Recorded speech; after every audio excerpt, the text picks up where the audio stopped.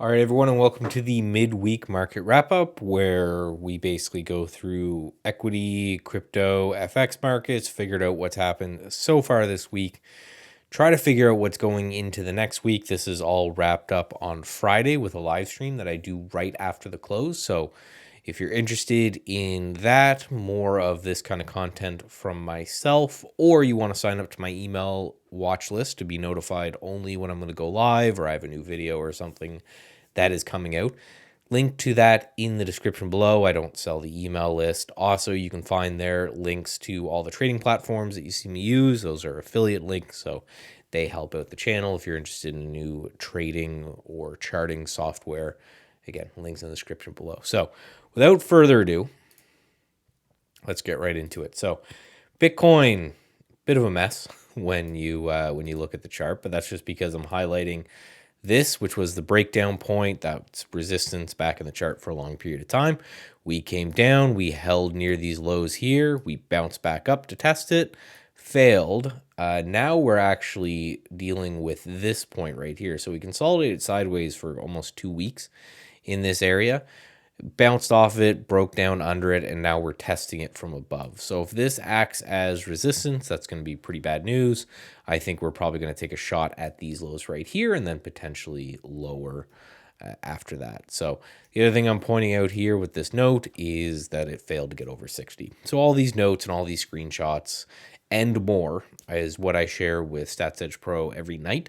There's a whole list of, probably 20 charts that I just upload with all of these annotations and notes, and the members can take a look at them just as a way to supplement their research or to get ideas or another thought of the market or something like that.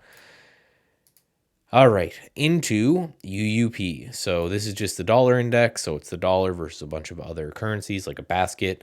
Had this area of support for a long period of time, broke down yesterday, little doji day today, so nothing really to be said. But as long as we are under this resistance area, the more likely the dollar heads lower, which is going to be, in my opinion, bearish for Bitcoin, bullish for the underlying stock market.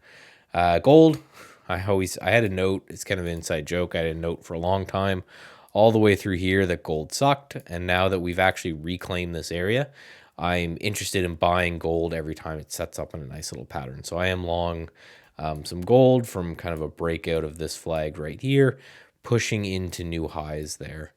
S&P 500 is very interesting. We have the low right here, and then we have the high right here, and then this is the 50% mark exactly.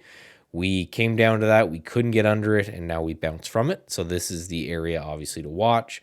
Not only is it these two lows right here, but it is also the 50% area. So for those who don't know, and they've heard all this stuff about a Santa Claus rally, if it's your first year trading, that's not technically supposed to start until Friday. So maybe we're getting a little bit of run into it. Maybe Santa Claus won't come to town. Who knows? But again, I always think chop in low volume environments where there's a lot of people on vacation. ARC, again, you can see my little snarky notes I put here. But it turns out ARC still sucks. We are still below this low in ARC, even with the bounce that we had today on the overall market. So as long as we remain below these lows on ARC, we have to be bearish. I use ARC for my proxy of companies that don't make money, growth companies, right? Zooms and Pelotons and all this stuff that just doesn't make any money. It just seems like it's still not the environment for that. It's almost for me like a risk on ETF. If it's rallying, then that means there's people that are putting risk on the table. It doesn't seem like that's the case right now. A lot of the more boring stuff is going to bounce. So some individual names that I'm watching, one is Etsy here. Right, we had this area kind of 125 that we tested, we pulled back to, we broke out of, and then we kind of tested it again here as well. So as long as we're holding 25, I'm kind of looking for maybe this downtrend line to break for some continuation higher. CAH, Cardinal Health, just a massive push up from kind of the 50s into the 80s.